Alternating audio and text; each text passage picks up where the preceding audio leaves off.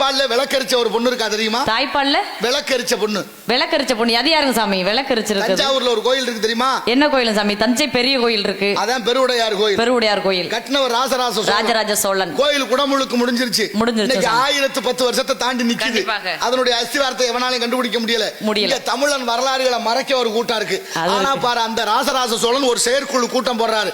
செயற்குழு கூட்டத்துல முடிவு பண்றாரு, இடையில நன்கொடையாள இந்த விளக்குகள் எல்லாம் பெரிய பெரிய செல்வந்தருடைய வன்கொடை, ஏழை எளிய மக்களுக்கு பங்கு இருக்கணும், எல்லாருக்கும் ஆடுகளும் மாடுகளும் இலவசமா கொடுக்க சொன்னார்.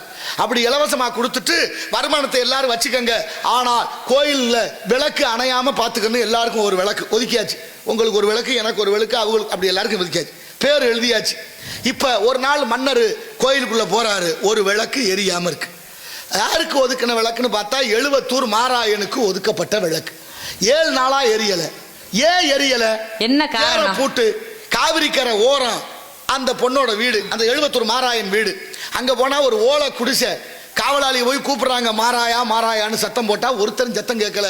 ஒரு பொண்ணு விசும்பல் சத்தம் கேட்குது, அழுகிற சத்தம். அந்த பொண்ணு சவள பாஞ்சு எலும்பும் தோலுமா இருந்த குழந்தைய தோல்ல போட்டுக்கிட்டு வெளியில வர்றா. மன்னர் கேட்கிறார், யாரம்மா நீ? மாராயன் மனைவியா? ஏன் கோயில்ல விளக்கறியாம இருக்கு 7 நாளா? மன்னன் கட்டளையை மீறலாமா? சிவனுக்கு செய்கிற அபச்சாரமா இதுன்னு பேசுறார். இப்ப அந்த பொண்ணு சொன்னா, மன்னா மன்னிச்சிருங்க, எனக்கு 7 நாளா விளக்கு போட முடியல. ஏன்னா 4 மாதத்திற்கு முன்னே பெய்த கனமழையில ஆடுகளும் மாடுகளும் காவிரி வெள்ளத்துல அடிச்சுக்கிட்டு போயிருச்சு. காப்பாத்த போன என் கணவன் இறந்து போனாரு. இந்த குழந்தை பிறந்து 2 மாசம் ஆச்சு. இந்த குழந்தைக்கு கொடுக்க வேண்டிய தாய்ப்பாலை விலைக்கு வித்தேன். அந்த காசுல இவ்வளவு நாளா விளக்கு போட்டேன்.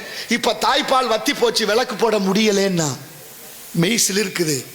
மன்னன் பதறி போன, பெண்ணே, பெண்குலத்தின் விடி விளக்கே, இந்த கோயில் இருக்க வரைக்கும் என் பேர் இருக்கும், என் பேர் இருக்க வரைக்கும் உன் பேர் இருக்கணும். எவ்வளவு பெரிய தியாகத்தை செய்திருக்கிறாய்.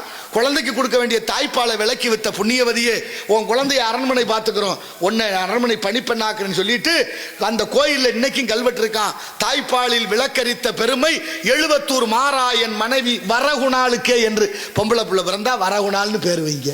எவ்வளவு மகத்துவம். யாராவது பேர் வைக்கிறாங்களா?